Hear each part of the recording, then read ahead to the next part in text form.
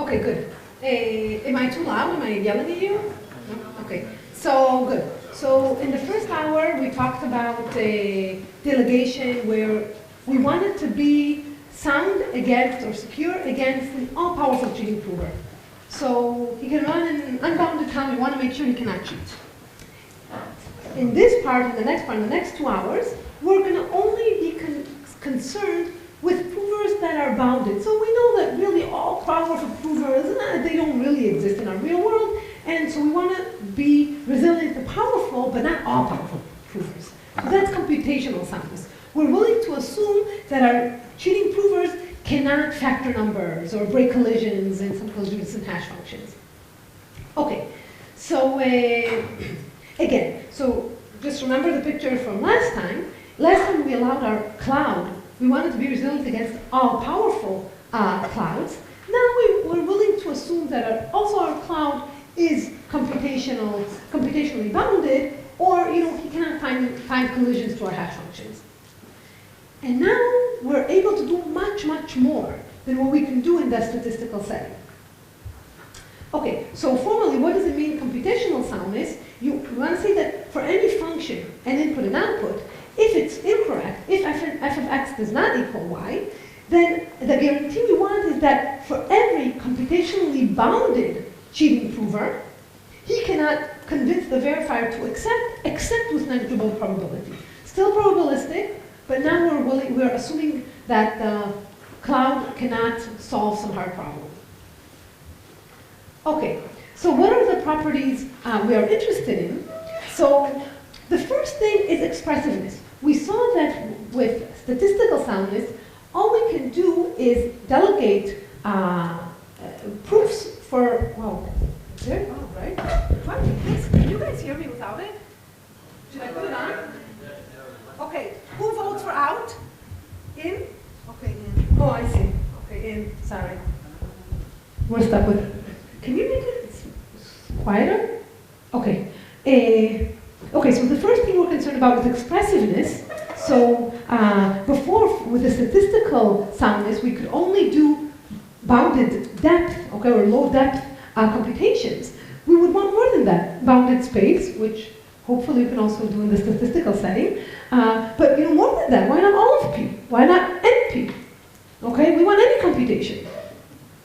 So for that, we have to rely on computationally bounded clouds because we know that in interactive proofs, we can only do bounded space. We have the IP equal P space theorem, so we cannot do better than that. So in order to get expressiveness beyond bounded space, we have to rely on computational soundness, which we will.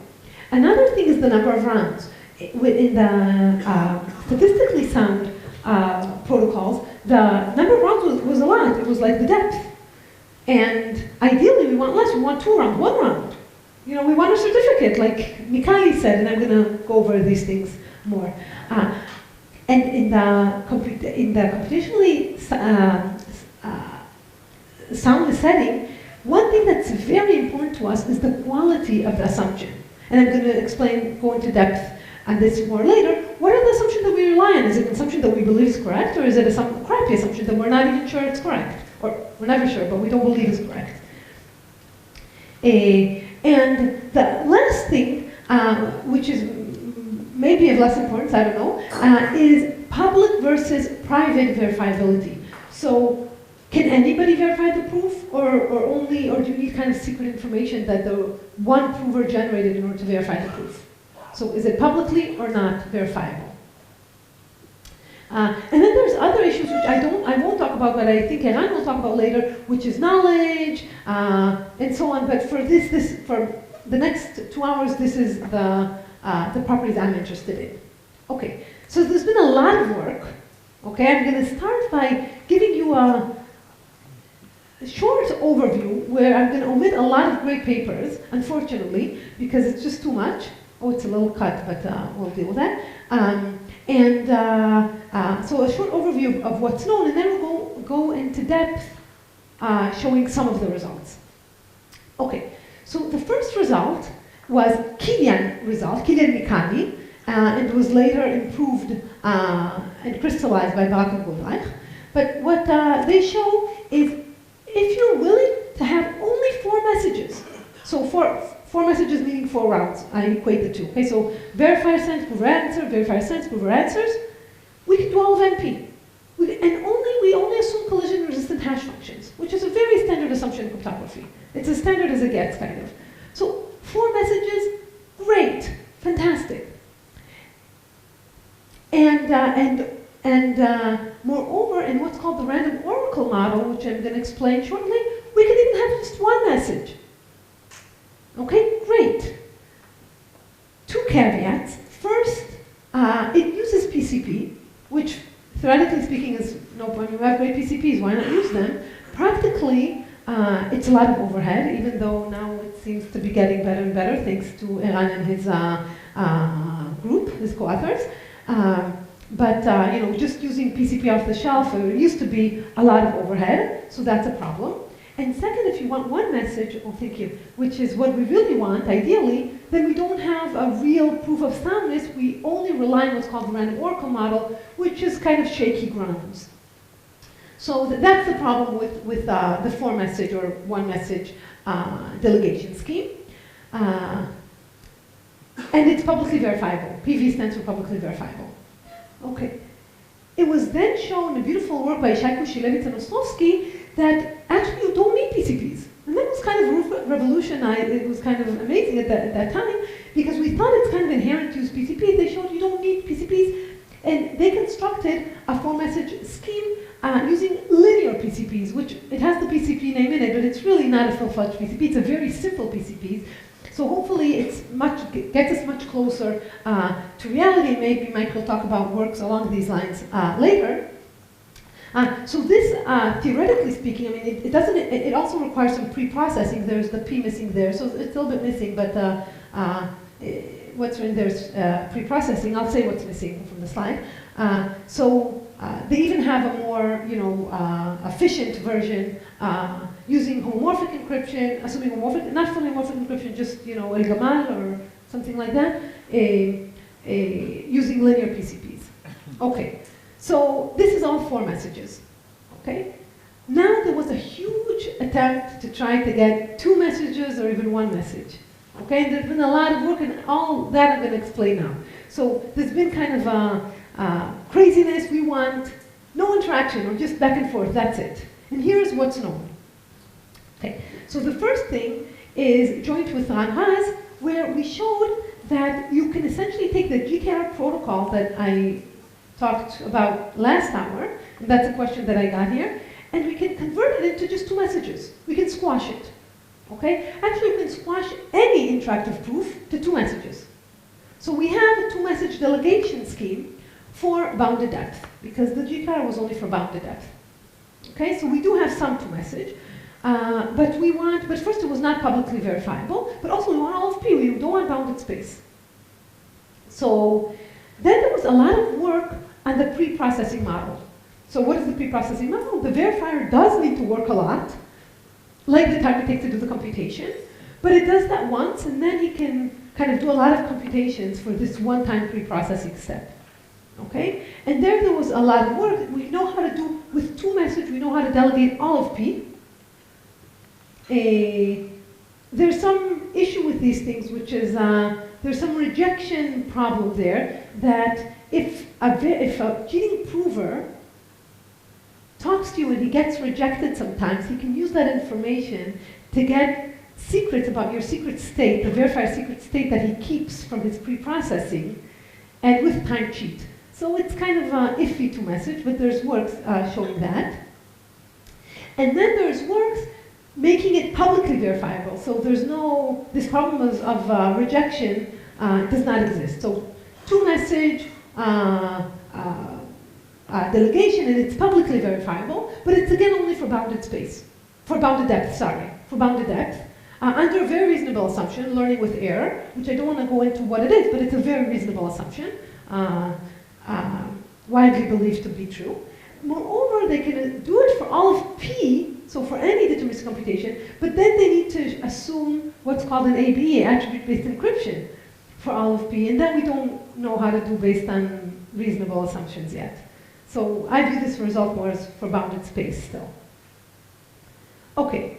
Then this is again two message. Then there was two message for NP. Okay. So there was more two message for NP. But here we really rely on very strong cryptographic assumptions. So here there's a bunch of work showing how to do two-message delegation for all of NP, but assuming extractable assumption, extractable collision-resistant hash function, that essentially says that if an adversary can find collision, then he must know something. It's kind of a it's a different type of assumption than factoring LWE, but I'm going to talk more about assumptions later on. And then there was another work on the pre-processing, vector pre-processing, which only does one message. NP. One message means with the CRS. So there's one CRS fixed, and then we can go back and forth using one message proofs, but assuming the CRS. That's what I mean by one message. This is kind of the work of GGPR, which maybe Mike will talk more about, or variants of it later, using quadratic span programs. And it again assumes knowledge of exponent. It's again an extractability type assumption. And finally, there's a work of one message delegation for NP, publicly verifiable, like what we want for one message, but without the random oracle. So they remove the pre-processing, they do some bootstrapping, Eran will talk about that probably a little later, of Bitansky, Canetti, Chesa, and Tomer, and Eran. And so they do exactly what we want under an assumption, not a random oracle model, but it's again extractability assumption. Okay, so sorry. Okay, so today in the next 2 hours, I'm going to focus on the first two parts. So I'm going to go over Kilian, the four-message delegation scheme. I'm going to show how to get one message delegation scheme in the random oracle model using what's called the Fiat-Shamir paradigm. And then we're going to show how to squash, so we're going to also show how to squash interactive proofs into two-message arguments. That's the work with Ran Raz. And finally, we're going to show how to get delegation for all of P.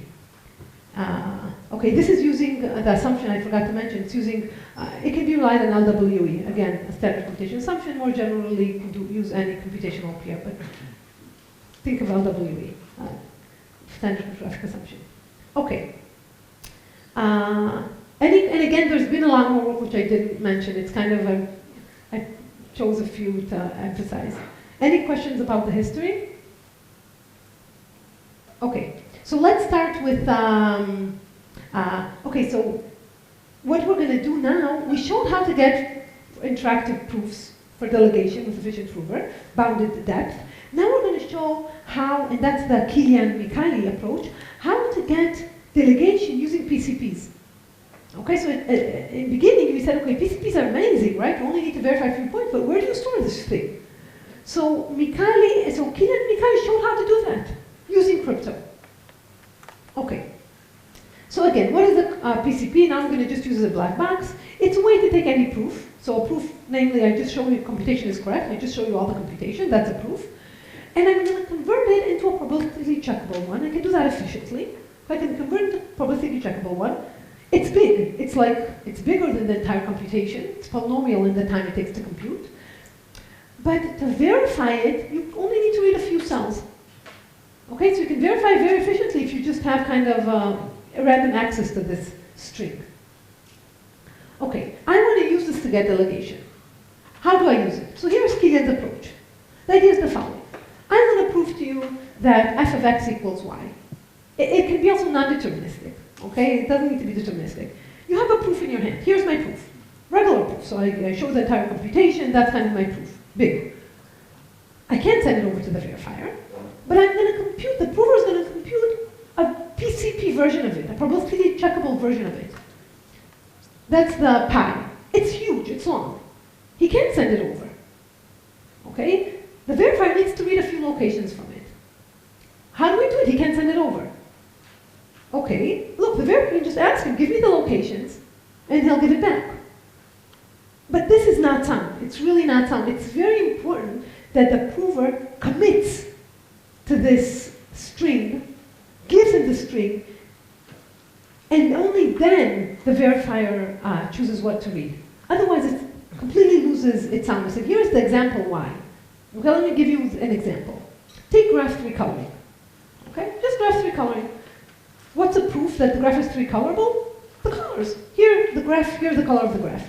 This graph in particular is not 3 colorable, and hence there's no way that I'll give a 3 coloring of this graph. Okay? Now, if I commit, this is a really bad PCP, but if I commit to this graph, think of the verifier as just checking an edge, taking an edge, checking, and verifying that it's different colors. If the prover sends in this graph, there's no way, I mean, with some probability, maybe small, I mean, there's no amplification here, but, you know, there's some probability that it'll take an edge and it's going to be the same color, or illegal colors. Okay, because you can't color it with 3 colors. What can we do? However, if he just tells the prover, the prover doesn't send this graph, and the verifier just says, can you give me the colors of edge, adjacent edges, U and V? Sure, blue and green.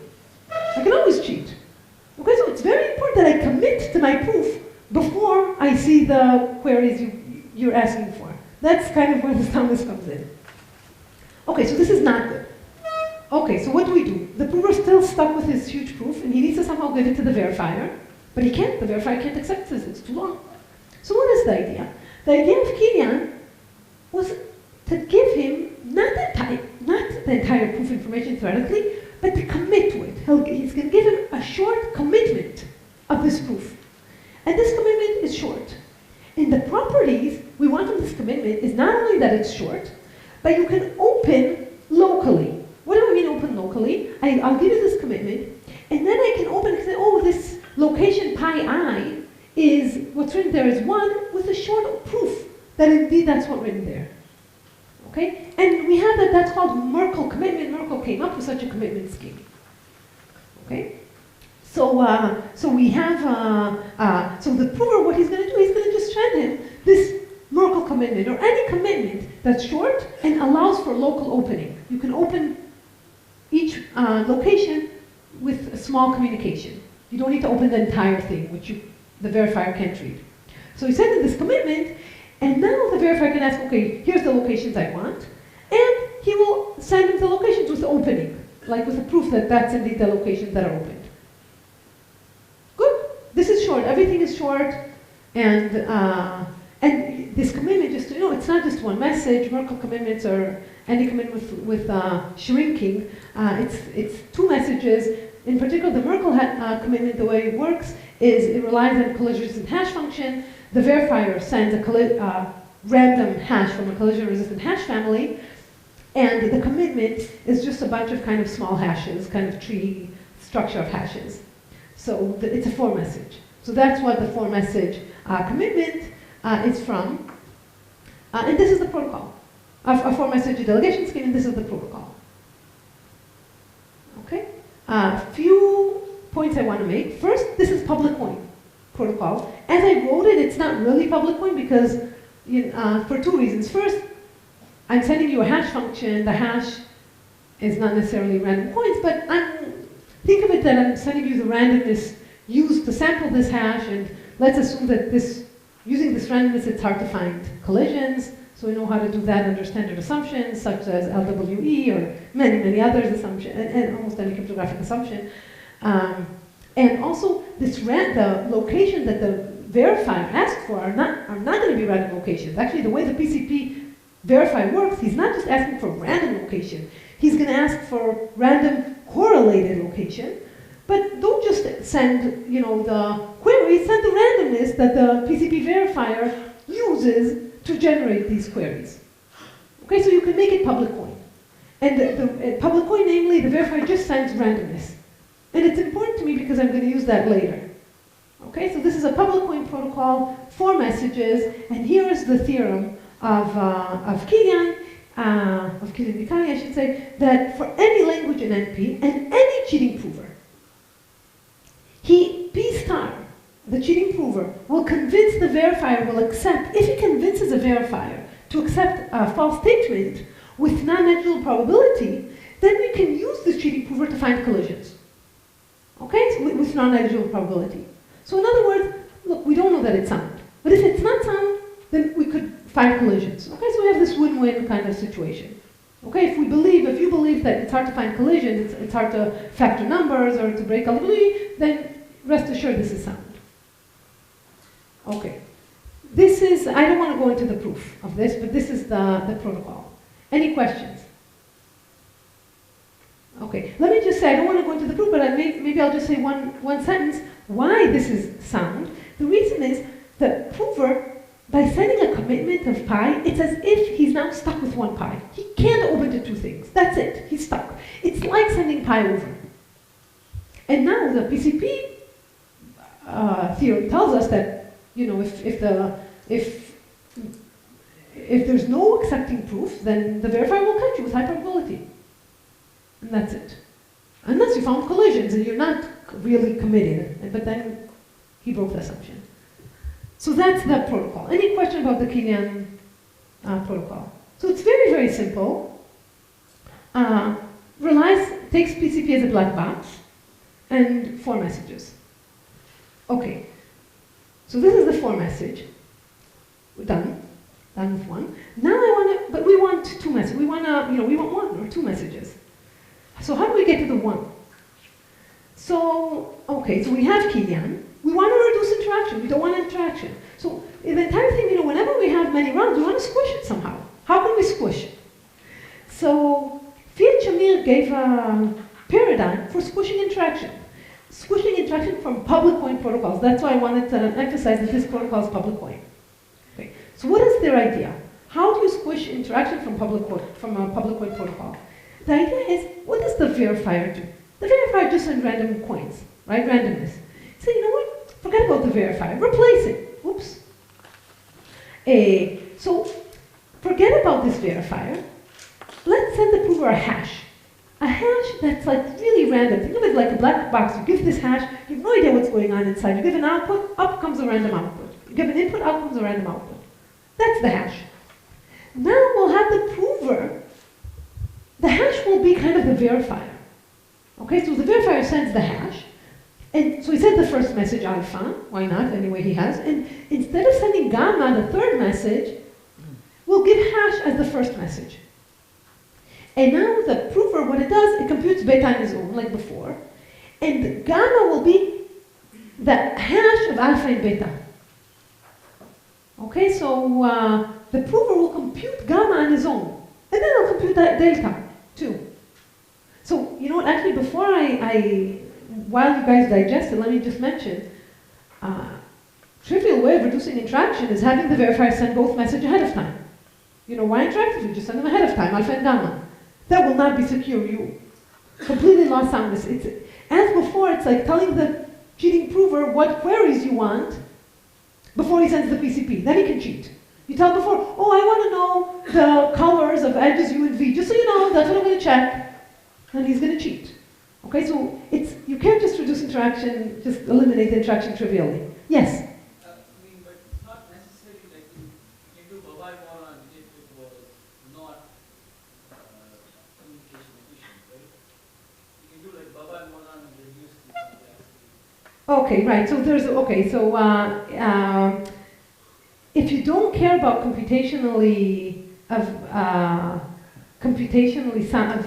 to remain efficiency, you can always go from constant round to 2 round, to constant message to 2 message.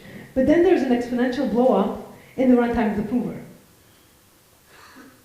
So there's a trickier way of a result of Babai Moan, who shows how to take constant round interactive proof and convert it only to 2 round interactive proof, public coin. But while doing that, you increase the runtime of the prover exponentially. And so, yeah, so there's another way, but it's kind of in the regime of complexity, so I'm not... So I want to reduce interaction in a way that's very efficient. Okay, so how do I do that? It also doesn't go together with assumption.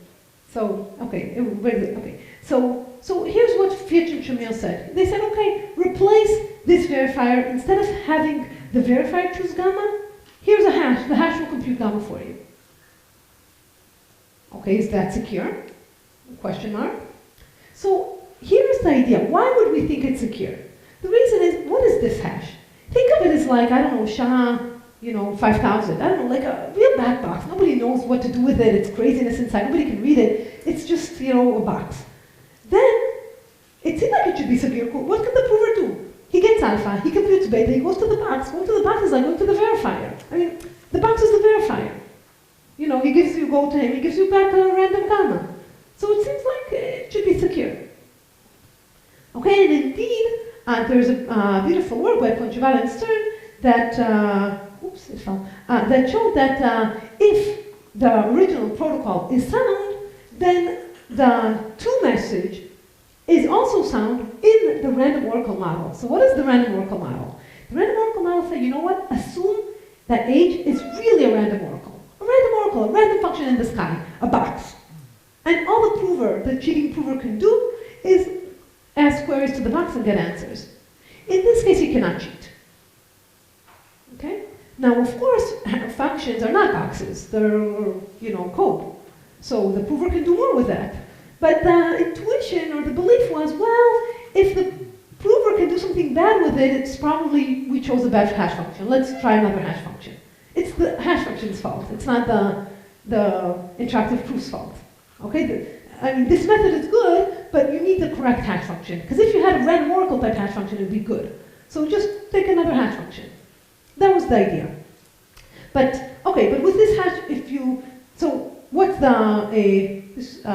what's the Mikali way of thinking about it? Is you take the pi, you take a proof, you convert to a probably checkable proof, you commit to it, that's the beta, and then you compute the hash to get the locations you want. Okay, so you can take the hash of beta, it gives you the locations. I'm omitting here even the hash for the commitment, so just to compute the commitment, beta, you need a hash, but again, you can use the random oracle for it. So you compute the commitment, you go to the hash tells you what locations the verifier wants to read, you send the location to the opening, and here you have a one-message delegation scheme of Mikali. Okay, so it's just squashing the Kilian protocol and making it one message. Yes? Minor notational point, it looks like the I1 through IK are the actual coin flips, right? Yeah, I know. Also use those to notate the indexes in the proof, which I think is... So, right, no, you're right. So, yeah, you're right. So, hash of beta gives you randomness to compute I1 up to IK. So, hash is just the output is randomness, and this randomness is the randomness of the verifier, of the PCP verifier, that tell you what locations I1 up to IK from the PCP to read. Thanks, Mike. That was your point, right? Yeah. Okay, so this is kind of Mikali's protocol, the one message. And it's sound in the random oracle model. Question about the Fiat-Shamir? Okay, so we get soundness in the random oracle model, fantastic. So we have 4 messages, we have one message. We should be happy. So 2 things we're not happy about. A, all this is under a general PCP, it's not efficient enough, and so on. There's a lot of work trying to make these practical, which Iran and Mike will talk more about later. But the second thing is, okay, it's secure in the random oracle model, but is it really secure? Do we believe that it's secure in the real world? In the real world, there's no random oracle, there's a function. So is it secure? So in particular, is the Fiat-Shamir secure in the plain model, is the question. And we don't know. The sad thing is we don't know. Here's what we do know. We know that it's not always secure. So there's contrived examples where you start with an interactive argument, computationally soundproof.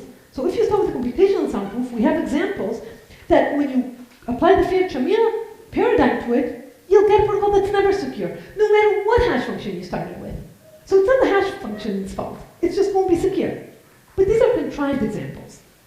Okay, so I don't know if it's secure in general. I mean, with non-contrived examples. A good news is that we do believe that it's secure if under some, depending on what hash, if you're smart enough using a good hash, we do believe that it's secure if you start with statistically sound proof. So if the proof on the left is secure against an all-powerful cheating prover, then we do believe that the to message is going to be secure. But again, it's under speculative assumptions. In particular, now what we have a new result to show that if you assume what's called I/O obfuscation, input the indistinguishability obfuscation, a strong indistinguishability obfuscation, and strong point function obfuscation, these kind of assumptions, then Fiat-Shamir is secure. For proofs. But here we rely on arguments, not on proofs, on computationally sound proofs. So, it's shaky. So I don't know how to, if it's secure or not in the play model. So that's why we have all this work trying to prove security in the play model. Okay, without random oracles. Okay, questions until now? Okay. So before I continue, so now the point is try to get better assumptions, because I can just assume that Mikali is secure. That's an assumption, that this one message protocol is secure, and I'm done. So from now on, it's a game of assumptions. But in order to play this game, we need to have an understanding of, okay, what's a good assumption, what's a bad assumption. So let me take a break for a minute or two from delegation and talk a little bit about assumptions. Okay? So the mission of theoretical cryptography is to provide, provably secure guarantees. What theoretical cryptography comes to say is, here we want a theorem. Theorem, our scheme is secure, period, with a proof. Okay, that's what we want. Unfortunately, often in crypto we cannot have such theorems because breaking this theorem is often an NP computation, as it is for computationally sound delegation. So it's often, if you have some short witness, you can break it. And since we do not know whether NP is different than P, we must have an assumption to that effect. So our theorems have to be of the following form. Most of them, not all. We also have statistically sound delegation, in which case there's no assumptions. But often in crypto, we have to have an assumption, and often it's of the following form. Our scheme is secure, assuming some mathematical conjecture. So now the question is, what is this mathematical conjecture? Ideally, it's assuming P is not equal to NP. But unfortunately, we're not there yet. We don't know how to rely on such a weak assumption, okay? What we don't want, so the question, what is this assumption? What we don't want is the assumption is the scheme is secure. Because if this is the assumption, what is the point of theoretical cryptography? Okay, so it's very important to have kind of an idea what is a good assumption. I mean, what is an acceptable assumption? So this is not an acceptable assumption. Okay, so what is an acceptable assumption? So what is a desirable assumption? Okay, so I can give you 3 points that I think of as a desirable assumption. Number one, it should be independent of the underlying scheme. Okay, so saying the scheme is secure is not an acceptable assumption.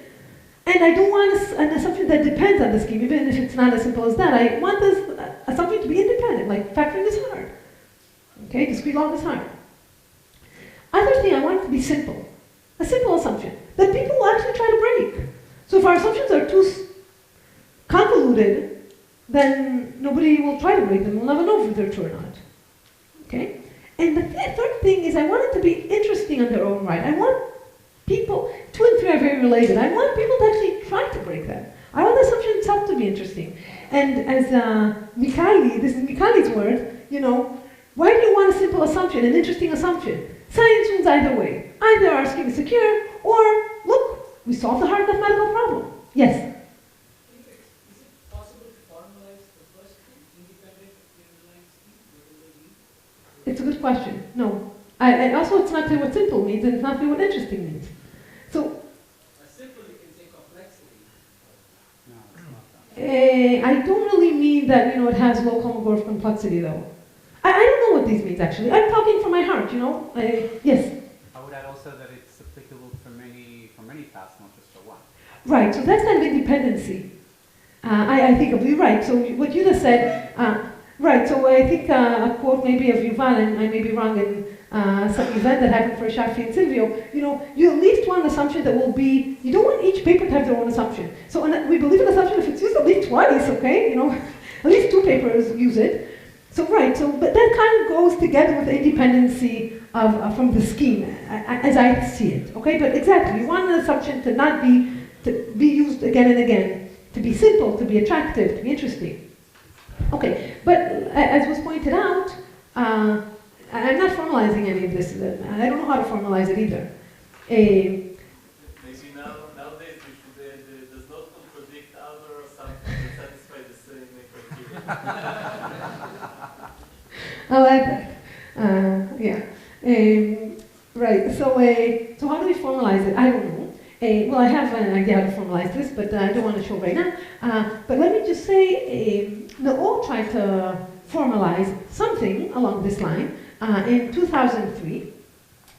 And what his point was, look, at least it should be falsifiable. What does it mean to be falsifiable? That if someone has a break, they can always convince us that he broke the assumption. Okay, so if I broke the assumption, but I can't convince you that I broke the assumption, that's not very good. So the minimum we want is that if for anyone who has a break, he can convince the rest of us that he has a break. That's the meaning of falsifiable. Okay, let me say maybe a little more formally. So formally, what is a falsifiable assumption according to Noah? Actually, I think this formulation is not exactly to Noah, it's from Gentry-Weeks, but the same idea. So the formality is the following. An assumption consists of some challenger, efficient challenger, we call it C, that interacts with the adversary. Okay, and the assumption is that the for any efficient adversary, he cannot convince the challenger to accept except with negligible probability. So, for example, factoring, the challenger will generate P times Q, and the adversary will convince him if he sends back P and Q. Okay, or for discrete log, the challenger will send G to the X, and the adversary will convince the challenger to accept if he sends back X. Okay, so that definition is falsifiable. If you have an algorithm for factoring, I can test it. Give me the algorithm, I'll test it. Okay, so these are examples of efficient, falsifiable assumptions. Okay? So that is the notion of falsifiability according to Noah. And note that all traditional assumptions are falsifiable. So, factoring RSA, strong RSA, discrete log, DDH, quadratic residues, all these are falsifiable. Okay? The decision assumptions are not, it's not negligible here, it's negligible advantage in guessing, but you can make it, so for decisional assumptions where the adversary needs to guess whether it's it's a discrete DDH or random tuple, then you need half plus negligible. But it's the same idea. So all the traditional assumptions are falsifiable. But new assumptions, or there are many other types of assumptions that are not. Okay, so for example, now we're in the trend of I/O obfuscation, and I/O obfuscation is not known to be falsifiable. Okay, why is it not falsifiable? So, what is I/O obfuscation? Indistinguishability obfuscation. What does it mean? Right. So, in indistinguishability obfuscation, the adversary. How do you break obfuscation? You give two circuits that compute the same function, and shalom. You give two circuits that compute the same function. The challenger computes I/O obfuscation of one of them, and you need to guess which one. But what if the cheating prover, the adversary, gave two circuits that are not the same? He could break these two circuits, but they don't compute the same function. They compute different functions. And nobody can test whether they compute the same function or not to go over all two of them inputs. So maybe there's an adversary, he broke it. He gave two circuits that are the same and he broke it. But now I tell him, but wait, how do I know that they're the same? And maybe he doesn't know how to, I don't know, I just know, I have a feeling, I don't know. How does he convince us that these two circuits are the same? And we really want to know, because if they're not the same, then he didn't break the assumption. Okay, so he can't always convince us that the assumption is wrong. Okay, so this is not falsifiable. But let me say, yes? Even some exponential hardness of DDH is not falsifiable, because in this assumption we have a nice way to distinguish between the obfuscation and the sub-exponential hardness of DDH. Yeah, so that's my next bullet. I mean, yeah, so good. So at least, I'll get to it in a minute, but at least I/O obfuscation it's not falsifiable. But if it's still a game-based definition in the sense that there's a challenger, you send it to circuits. If you allow the challenger to run in exponential time, then he can falsify, he can check. Okay, now you can say, but okay, if he runs in exponential time, maybe he can check by himself if things are correct or not, but at least it's still some game-based definition, okay, where there's a challenger, you give him 2 circuits, he runs in exponential time to check that they complete the same function, and he checks that you broke the assumption. Benny's question is, what about, let's say, sub-exponential deviator, sub-exponential factoring, let's say, where you say, okay, the assumption is nobody that runs in sub-exponential time can break factoring. So note here that I was a little, when I wrote efficient challenger, I kept it vague, I didn't say PPT, I said efficient. Generally, more generally, I don't have it inside, but you can think of efficient as being sub-exponential adversaries. So it's some type of falsifiable assumption, but I still view it in the class of falsifiable assumption, but it's you can think of polynomial time falsifiable, sub-exponential time falsifiable, it's... But then I always don't carry a split, right? Well, no, because IO, the challenger needs to run in exponential time, not the adversary. Okay, so it's, there's some difference here.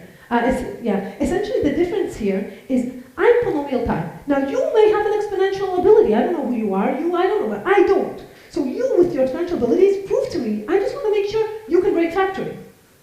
And so that's kind of the difference between the two. Okay? But then there are other types of assumptions, like knowledge assumption. These type of assumptions, it's not even a game-based assumption, it's a different assumption. It says that, essentially, if an adversary did something, he must have done it in this way.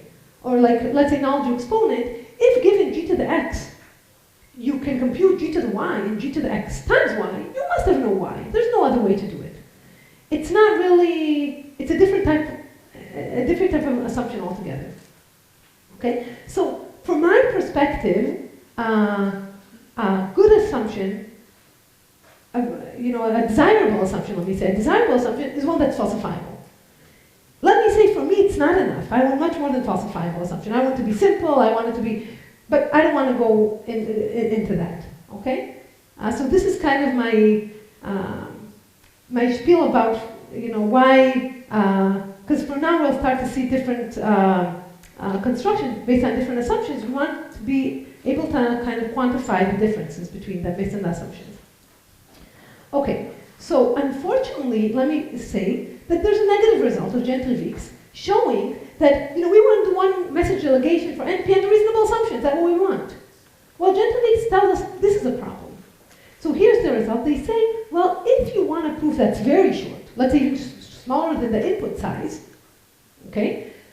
You want a one-message delegation scheme in the random oracle model where the proof is smaller than the instance size, smaller than x, then you cannot prove it using a black box reduction to a falsifiable assumption. And the way we know how to prove things is using black box reductions. Often, not always, but often.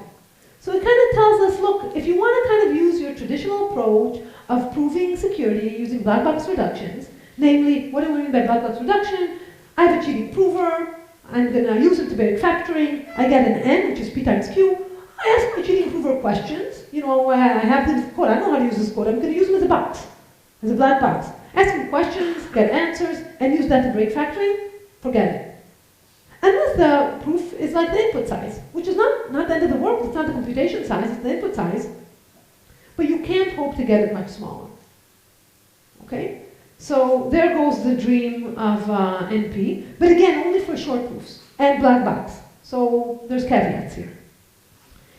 And moreover, there's a result showing that the Fiat-Shamir, which we saw that secure in the random oracle model, there's a negative result showing that even that cannot be proven secure, even for proofs, not arguments, statistically sound proofs. It cannot be proven secure using a black box reduction to a falsifiable assumption. So, strong I/O, yes, but not falsifiable. And here by falsifiable, I mean efficient. I mean polynomial falsifiability, so polynomial time adversaries. Okay. So these are kind of the negative results, but it does not rule out security against you know, exponentially hard DDH or exponentially hard assumptions. It's only against polynomial hard assumptions. Or slightly more, but not exponential. Sub-exponential security is not ruled out. Okay, so now let's go back to our history. Oh, yes. Sorry. Yes. Gently Bix assumes sub-exponential one-way for their reduction. Okay, yeah, so what gently, okay, good. So what he shows, in more refining it a little bit, he shows take a language L that has some hardness T. You cannot have proofs of length shorter than log T. And the reason I wrote here log X, because I assume there are languages that have 2 to the n, you know, are close to 2 to the n secure. But more precisely what they say is, if you have NP language that you believe is hard to check in time T, then you cannot have proofs. It's hard on average. So you believe there's 2 distributions, one generates in the language, one generates outside the language, and you cannot distinguish in time T whether it's generated in the language or out. You cannot have a proof, a delegation of size smaller than log T. So, I mean, in terms of what this theorem statement implies, Mm-hmm. in the sense that, okay, you're starting with some assumption that is sub-exponentially hard, you're using the language, but now you're saying, okay, you cannot reduce it to any polynomial time assumption. So, you know what, right, so I'm saying, if you have a language that you assume cannot be broken, right, in time T, then, or that, let's say I know this language cannot be broken in time T, let's say I know that. There's no way to do a delegation scheme for this language using a black box to a polynomial time assumption, to factoring. That's what it says. Okay, to DDH, to put a residues to. Okay? But if the communication is comparable to the input side, Then no problem over, even if it's log T. Where T can be much smaller than input size, no problem. Then you can do it. So there are caveats. And also it's one message that doesn't say anything about 2 messages. So please try to improve and get NP delegation under standard assumption. It's really, I'd be very happy. Another $100. Okay, so under standard assumptions, under falsifiable assumptions, and standard, you know, good ones. Okay, so going back to our known result, look at all the delegation for NP. Okay, so in the pre-processing we mentioned 1, there's 2 messages for NP, and there's 1 message for NP. These are all under knowledge assumptions. Okay, extractability assumptions. And for example, the 1 message for NP with their parameters, you cannot do with black box reduction to falsifiable assumptions. Because they do very efficient ones, polylog, you know, length. So there's no way to get under falsifiable assumptions. You'll have to pay somewhere. Or do non-black box. Okay. And also same with pre-processing. By the way, the negative result of Gently Bix is also in the pre-processing model it holds. And also for not publicly verifiable. So, okay. Any other questions? Okay. So now let's move to, so we had the Fiat-Shamir paradigm. It's nice, but we don't know how to prove secure under standard assumptions. So let me propose another way of reducing interaction, a different approach. And here's the approach. Let me call it the FHE paradigm, even though the fully homomorphic encryption, even though we can do it also under computational peer schemes. But it's the language of FHE is just easier. So what is an FHE, fully homomorphic encryption? Just a recall, what is an encryption scheme? You take a message, you encrypt it. What does it mean to encrypt it? To lock it, okay, we put it in a box. That's what encryption means. Nobody knows what it's. You see the encryption, you have no idea what that means. It's locked, concealed. Okay. What does a fully homomorphic encryption allow you to do? It allows you to take any function of your choice, and given this encryption, given the ciphertext, compute f of n without knowing anything about n. So you never saw n, but you can compute an encryption of f of n. This is FHE, and I assume we're all familiar with what this is. Now suppose we have FHE for a second, and then I'll say a bit how you can assume peer, not FHE, but suppose we have FHE. Let me show how to reduce interaction from interactive proofs to 2 message arguments. Here's the idea. Okay, start with a public coin. Suppose it's public coin. Okay, it can be a little more general. Let's say it's public coin. So the verifier just sends the random coins. And it's many rounds. What do? We want to give all the, so here I'm going to convert to a two-message argument. The idea is I want to give all the messages of the verifier ahead of time. Just give them in the clear. But unfortunately, it won't be sound. What we're going to do, I'm going to give them encrypted. So what does it mean? I'm going to give, actually R1 doesn't need to be encrypted. This is the first message, but just for symmetry, I'm going to encrypt that as well. I'm going to encrypt R1, but the prover can compute N1 encrypted. Then I'm going to compute, to compute N2, what does the prover need? He needs R1 and R2. He needs kind of all the messages of the verifier, the history of the verifier. So he's going to compute R1, R2 encrypted. And then to compute N3, what does the prover need to know? He needs to know R1, R2, R3. So the prover, the verifier will send R1, R2, R3 encrypted. The prover sees these things, he sees nothing. Garbage, he doesn't, it's ciphertext. But he can compute N1, he can emulate the real prover, compute N1 underneath encryption. He can compute N2 given R1 and R2 underneath encryption. And he can compute N3 given R1, R2, R3 underneath encryption. So without knowing anything, he did all the computation. The verifier, what he will do, he will decrypt and check, like the real verifier.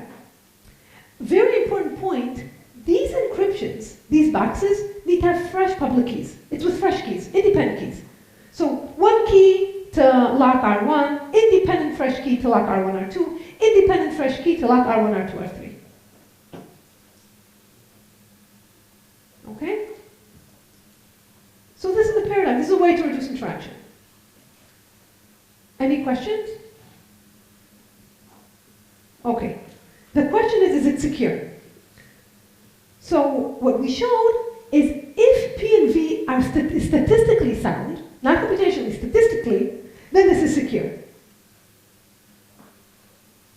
Okay? And the FHE is secure, then this is secure. Caveat here, the FHE needs not only to be secure, it needs to be secure against 2 to the L time adversaries, where L is the communication. It's the communication complexity of P and V. Okay, so it needs to be secure, very secure. But if it is, then P prime, V prime is sound. Okay? And now what we can do, we can take the GKR protocol and all the randomness of the verifier, just send it encrypted in boxes, and here's how we get two-message delegation. It's not publicly verifiable anymore, because now, to verify you need the secret keys. Only the verifier can check. It's not publicly verifiable, but it's two messages. And if anybody, if the Reingold, the Rothblum result is indeed a result, then we can get it for space, using this approach, for bounded space. Okay, any question about this? Okay, now one can ask, is it true for computationally sound proof? Not actual proof of computationally sound? I don't know. I don't have a proof. And my guess is no. Okay? My guess is you can come up with contrived examples where the answer is no. But I don't have proof.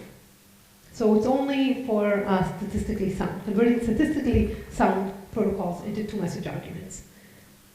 And note that there's no blow-up. I mean, theoretically speaking, there are no blow-ups. So if the prover was efficient, here he's still efficient. The verifier was efficient, he's still efficient up to, encrypting and stuff.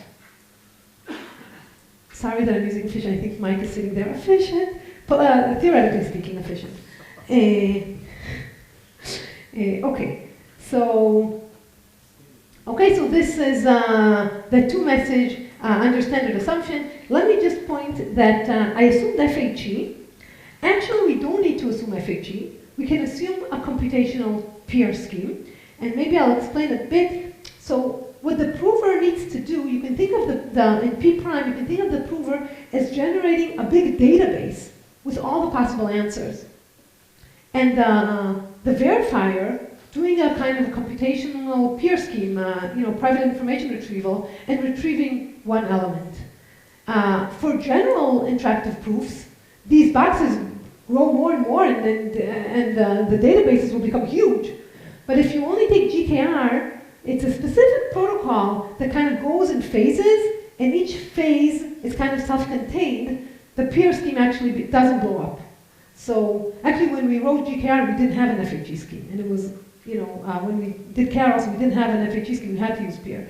But with the FHE language, it's just easier to use the FHE language. So this is based on LWE. We can do it based, let's say, on LWE, which is a standard cryptographic assumption. Okay. Okay, so where are we? Let's see. Okay, so let me just recap kind of what we did in the last 2 hours. So we had, in the first hour, we showed how to go using kind of the ideas of interactive proofs, the subject protocol, the low-degree extension, to get statistically sound many-round delegation for bounded depth. And now we just showed how to convert that into two-message delegation. Okay, this is publicly verifiable. We can use FHE or peer, make it two-message, not publicly verifiable anymore. We also showed how to take any PCP, get a 4-message argument system, computationally soundproof, assuming collision resistant, and showed how to get from there, using the Fiat-Shamir paradigm, a 1-message delegation scheme in the random oracle model. What we're going to show in the next hour is how to go, so we showed from interactive proof, we showed from PCP. The next time we show how to use NIP to get a 2-message delegation for all of P. Okay, so let's do a good time for a lunch break, and we'll show that after that.